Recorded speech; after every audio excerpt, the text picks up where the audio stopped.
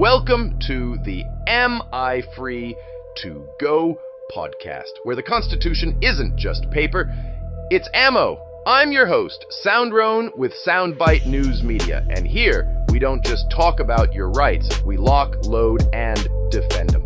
We expose censorship, spotlight real amendment battles, and bring you the stories the mainstream's too scared to touch. So whether you're behind a mic, behind a badge, or behind enemy lines on social media, this is your front line in the fight for free speech. Strap in, speak up, and never ask permission, because around here, we know the truth. You are free to go.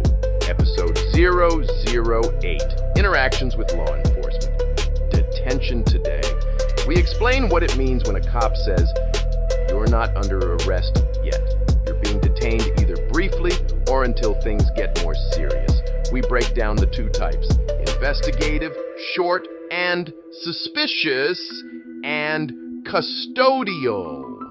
You're about to make bail. Knowing which one you're in helps you say less and protect more. Today on the Am I Free to Go podcast. Welcome to the deep dive.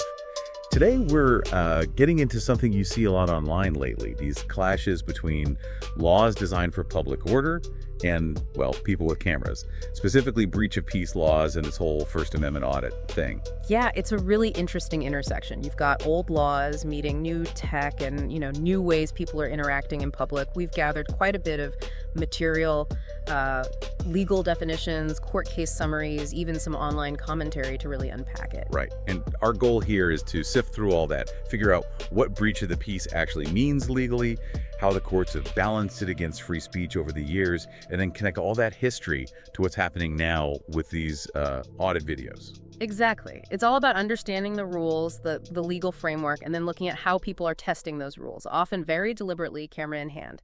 That's the deep dive for today. Okay, let's start with the basics. Breach of peace. What are we really talking about from a legal standpoint? Well, looking across the sources, the core idea is pretty consistent. It boils down to disorderly conduct, stuff that genuinely disturbs the peace and quiet of a community. It's basically the law's way of saying, hey, you're causing a public disturbance. And this isn't some dusty old law nobody uses. Most U.S. states have these, right? Yeah. Even if they call them something slightly different. Oh, yeah, definitely. You'll see disturbing the peace, disorderly conduct, creating a public disturbance. It's all getting at the same kind of idea. And what kind of actions do these laws typically cover?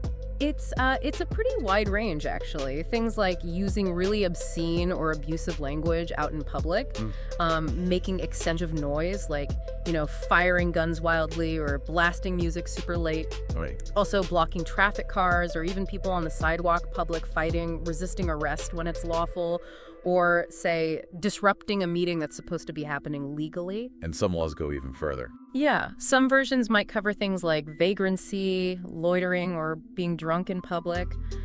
The penalties usually aren't huge fines, maybe some community service or jail time, but typically it's a misdemeanor, so less than a year in county jail usually.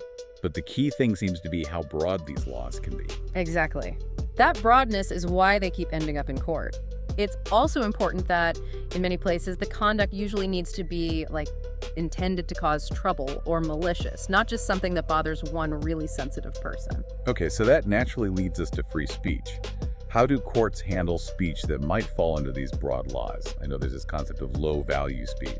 Right. Low-value speech is a term courts use for expression that they feel doesn't really contribute much to the exchange of ideas, and its value is outweighed by the need to keep public order. It's seen as having little social utility. And this idea has specific roots in a Supreme Court case. Something about fighting words. Precisely. It traces back to Chaplinsky v. New Hampshire in 1942. This guy, Walter Chaplinsky, was distributing pamphlets, got into an argument with a marshal, and, well, he called the marshal a goddamned racketeer and a damned fascist. Oof. Probably didn't help his case. Likely not. And the Supreme Court basically said, look, some words are just inherently likely to provoke an immediate violent response from the person they're aimed at. These fighting words, they argued, inflict injury or tend to incite violence right away. So they're not really about expressing an idea. That was the court's view. They said these words lack the kind of expressive value the First Amendment is meant to protect, so they fall into that low value category. Their potential for causing immediate disorder trumps their social value. Okay, so if fighting words are out. But that doctrine didn't stay that broad, did it? The court seemed to narrow it down quite a bit later on. Yes, that's crucial. The court started to pull back almost immediately. They saw the potential danger, of using these vague laws to shut down speech that people just didn't like. So what happened next? Well, just a few years later, in Terminiello v. Chicago, 1949, the court said you can't charge someone with breach of peace just because what they say stirs up controversy or makes people angry. Because free speech is supposed to do that sometimes, right? Challenge people. Exactly. The court said Chicago's ordinance was too broad. It was being used to punish the speech itself, not a genuine, immediate threat to order. Then you get the really famous case, Cohen v. California in 1971. The jacket case. That's the one. The guy wore a jacket saying, "Fuck the draft," inside a courthouse. The court said, look, even though it's offensive, vulgar language like that, if it's not directed at a specific person and doesn't cause an immediate violent reaction, it can't be punished as disturbing the peace. It was protected expression. So the trend was definitely towards protecting speech, even offensive speech, unless it's really likely to cause immediate violence. Absolutely. Courts became very skeptical of laws using vague terms like abusive language if they weren't strictly limited to those face-to-face fighting words. The message was, controversial, even offensive, speech gets strong protection. And this history becomes incredibly important when you look at the civil rights movement. The sources point out these laws were used against activists a lot. Oh, constantly. Breach of peace, disorderly conduct, these were standard tools used to arrest peaceful protesters throughout the 1960s. It was a major strategy to suppress the movement. And the Supreme Court had to weigh in repeatedly. Yes, time and time again. There's a whole string of cases. Garner v. Louisiana, Taylor v. Louisiana, Edwards v. South Carolina, Cox v. Louisiana, Brown v. Louisiana. In case after case, the court overturned convictions. What was the reasoning? It was things like African-American students sitting quietly at a whites-only lunch counter or protesters marching peacefully to the State House. The court kept saying, there's no evidence here of an actual breach of the peace. Peaceful protest, even if it upsets people or violates segregation customs, isn't disorderly conduct under these laws. So the court was basically saying states couldn't just label peaceful dissent as a disturbance. Precisely. They couldn't criminalize the peaceful expression of unpopular views.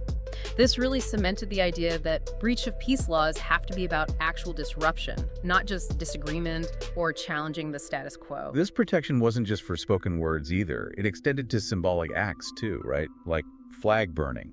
Yeah, that's the Texas v. Johnson case from 1989. Johnson burned a flag during a protest. Texas argued their law against desecrating the flag was needed to prevent breaches of the peace, arguing the act itself was inherently inflammatory. But the court disagreed that the act itself was automatically a breach of peace. Right. They said the Texas law wasn't specific enough. It didn't just target flag burnings that actually caused a serious disturbance. Since Johnson's act, while offensive to many, didn't lead to violence or chaos, the law couldn't be used against him. It was protected symbolic speech. Okay, so this whole history, the narrow fighting words doctrine, the protection of offensive speech, the rejection of using these laws against peaceful protest, it all sets the stage for how we should view these modern First Amendment audits. It really does, because now you have individuals specifically going into public places, town halls, libraries, police stations filming, often saying they're testing their rights. And the sources we looked at suggest the motivations can be mixed. It's partly about asserting a right to record, yes. Yes, that's often the stated purpose, exercising the right to film government officials in public spaces. But the commentary also points out that there's often an element of provocation involved, trying to get a reaction, maybe an overreaction, from officials on camera. And there's a potential financial angle, too. That definitely comes up in the commentary. Videos showing confrontations, especially ones where officials seem to mess up the so-called failed audits, can get a lot of views online, which means ad revenue, donations, so there can be an incentive to create drama. So a successful audit, ironically for the auditor wanting content, might be boring if they film, nobody bothers them. But a failed one where there's conflict gets views and might even lead to a lawsuit. That dynamic seems key to understanding why some encounters escalate the way they do. Let's talk about the core right here. What's the actual legal basis for recording public officials? It stems from the First Amendment, freedom of speech, freedom of the press. The sources confirm courts have consistently interpreted this to include the right to gather information about public officials doing their jobs in public places. Cases like Smith v. City of Cumming and Glick v. Cuniff explicitly mention a right to record matters of public interest. And this applies to local governments, too, not just federal. Yes, through the 14th Amendment, these First Amendment rights apply to state and local governments. But, and this is a big but, it's not an absolute right. The catch. What's the limitation? It's subject to reasonable time, place, and manner restrictions. Okay, reasonable to time, place, and manner. What does that actually mean in practice? How do courts apply that? Basically, it means the government can set some rules about when, where, and how you record, but those rules have to be reasonable. They can't be designed just to stop you from recording something embarrassing, and they have to be applied fairly to everyone. So they can't target specific people or viewpoints. Right. And the restrictions need to be narrowly tailored. They should be necessary for things like security, protecting genuinely private areas, or stopping significant disruptions to government work. And crucially, there still have to be other ways for people to get the information. It's about regulating the logistics of filming, not the act of filming public matters itself. Got it. So, applying that, where do the sources say filming is generally okay during these audits, and where is it not? Okay, so the clearly public areas are usually fine. Public parking lots, the lobby of town hall, public hallways, waiting areas. You can generally record officials and even other members of the public in those spaces if you can clearly hear them speaking publicly. There's no real expectation of privacy for a loud conversation in a lobby. What about filming into non-public areas from a public spot? Generally, if you're standing somewhere the public is allowed, you can film whatever is visible to your naked eye in an adjacent non-public space. Think looking through an open office door from the hallway or seeing a desk through a service window. If anyone could see it by standing there, you can usually film it. And the places where filming is generally not allowed? That would be areas clearly marked as non-public or employee only. Individual offices, cubicles behind the counter, workspaces not visible from public areas, restrooms, and maybe restricted parts of town property like a maintenance yard or water treatment plant. And importantly, using a zoom lens to see details in a private space that you couldn't normally see from your public spot that's usually considered going too far. Okay, so filming from a public spot is usually okay. When does the behavior of the person filming cross the line back into potential breach of peace or disorderly conduct? Well, first, they can't break other laws, like trespassing into those non-public areas. But regarding conduct, the key phrase is being unreasonably disruptive. They can't disrupt government employees from doing their jobs or prevent other citizens from accessing services in a way that's unreasonable. Let's dig into unreasonably disruptive, because, as we said, some auditors seem intentionally annoying. Is just being annoying or distracting enough? Generally, no. The sources are pretty clear that merely being annoying, distracting, or making staff feel uncomfortable isn't usually enough to meet the legal standard for unreasonable disruption that would justify kicking someone out or stopping them from filming. That's just part of dealing with the public sometimes. So where's the line? When does it become unreasonable? It has to be more significant. The sources suggest it's when the behavior becomes, say, belligerent, persistently argumentative, physically obstructive, like blocking a doorway or counter, or so intrusive that it actually prevents employees from working or helping others for a significant amount of time. That's when it might cross the line into conduct that can be restricted, regardless of the filming itself. And this ties into that online commentary distinguishing between auditors just observing and provocateurs trying to cause that kind of scene. Exactly. That debate is out there. Are they testing rights or just trying to provoke an incident for clicks or a potential lawsuit? Okay, another practical concern. Can the police take your phone if you're recording them or an incident? What do the sources say about that? Right, that's a common worry. The general rule, based on legal principles, is that police usually need your consent, a warrant, or a specific legal exception to just take or search your phone. It holds a ton of private information. What are the main exceptions? Well, you can consent. You always have the right to say no. If you're being lawfully arrested, they can typically seize the phone as part of the arrest process. They might be able to do a quick search for safety reasons or to prevent evidence destruction, but they usually need a warrant to truly dig through its contents or force you to unlock it. What if they think the phone itself has evidence on it?